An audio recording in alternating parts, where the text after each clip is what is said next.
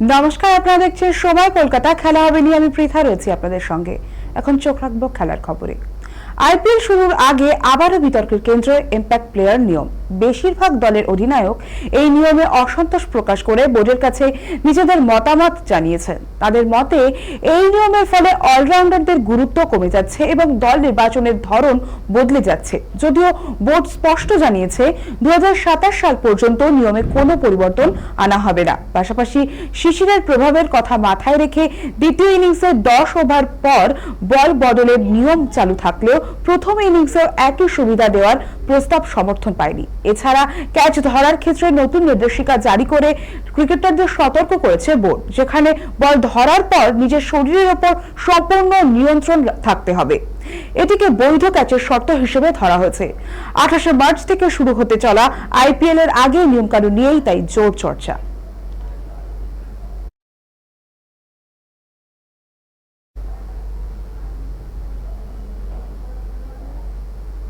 নিউজিল্যান্ডের মাটিতে দুরন্ত পারফরমেন্স করে টি-20 সিরিজ নিজেদের দখলে নিল দক্ষিণ আফ্রিকা। নির্ণায়ক ম্যাচে 33 রানের জয় তুলে নিয়ে সিরিজ নিশ্চিত করে প্রোটিয়ারা। টসে জিতে প্রথমে বল করার সিদ্ধান্ত নেয় নিউজিল্যান্ড, তবে শুরুটা ধীর গতির হলেও পরে ইনিংস গুছিয়ে বড় স্কোর দাঁড় করায় দক্ষিণ আফ্রিকা। টনি ডি জর্জি 12 রানে ফিরলেও উইয়ান মুন্ডার 31 ও রুবিন হারমান 39 রান করে দলকে ভরসা দেন। এরপর কর্নার এস্তারহুইজেন মাত্র 33 বলে 75 রানের ঝোড়ো ইনিংস খেলেন এবং শেষ দিকে ডিয়ান ফরেস্টারের 21 রান দলকে 20 ওভারে 187 4 উইকেটে পৌঁছে দেয়। জবাবে ব্যাট করতে নেমে শুরুতেই ধাক্কা খায় কিউইরা। কেটেন ক্লার্ক করেন 2 রান, টিম রবিনসন 25, বেভান জিগবস 36 ও জিমি নিশাম 24 রান করলেও কেউ বড় ইনিংস গড়াতে পারেননি। নির্ধারিত ওভারে 8 উইকেটে 154 রানে থেমে যায় নিউজিল্যান্ডের রান।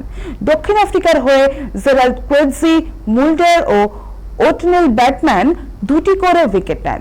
ম্যাচে হারলেও রুবিন হারমানের শট ধরতে নিক কেলির দৌড়ে গিয়ে এক হাতে নেওয়া ক্যাচ দর্শকদের বিশেষভাবে মুগ্ধ করে।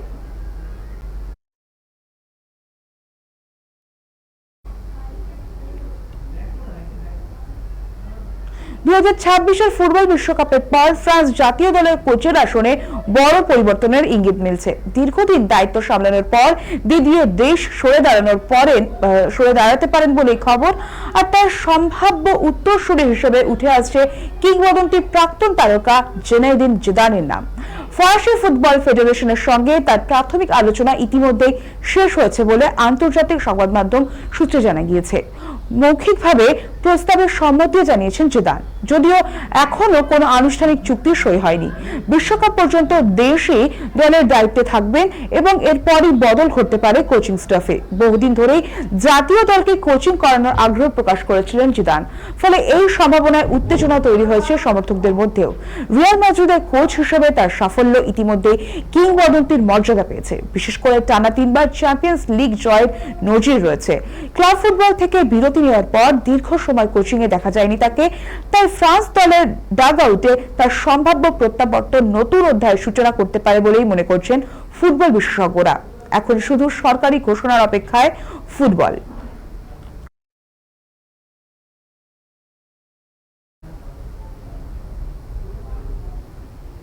রিয়াল মাদ্রিদের হয়ে খেলতে গিয়ে হাঁটুতে চোট পেলেও শুরুতে সঠিকভাবে তা ধরা পড়েনি কিলিয়ান এমবাপ্পের ক্ষেত্রে, কারণ চিকিৎসকরা ভুল হাঁটু পরীক্ষা করেছিলেন।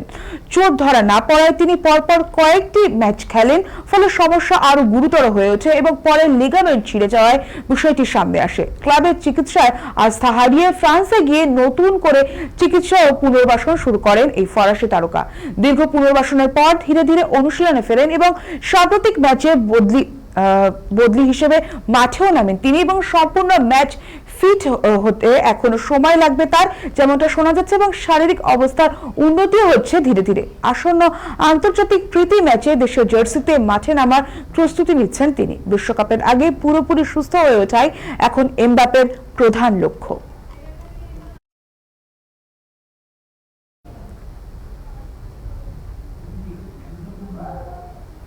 দীর্ঘদিন জুনিয়র স্তরে ধারাবাহিক সাফল্যের পর এবার সিনিয়র বিশ্বমঞ্চে সুযোগ পেল Kolkata tennis player Cinderella Das.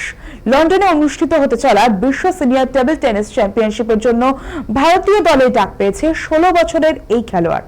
সাম্প্রতিক যুব প্রতিযোগিতায় একাধিক পদক জিতে নজর কেড়েছিল সে, যার ফলে বড়দের দলে সুযোগ এসেছে। আন্তর্জাতিক প্রতিযোগিতায় নিয়ম মেনে ভিসা ও প্রয়োজনীয় অনুমতির প্রক্রিয়া শুরু হয়েছে। অল্প বয়সে জাতীয় ও আন্তর্জাতিক স্তরে একাধিক শিরোপা জিতে নিজের প্রতিভার প্রমাণ দিয়েছেন সিন্ড্রেলা। ধাপে ধাপে এগিয়ে এখন সিনিয়র পর্যায়ে নিজেকে প্রতিষ্ঠিত করার চ্যালেঞ্জ তার সামনে। ভবিষ্যতে অলিম্পিকে দেশের প্রতিনিধিত্ব করাই তার বড় স্বপ্ন। এই বিশ্ব চ্যাম্পিয়নশিপকে সেই লক্ষ্যের প্রথম বড় ধাপ হিসেবে দেখছে কলকাতার এই তারকা।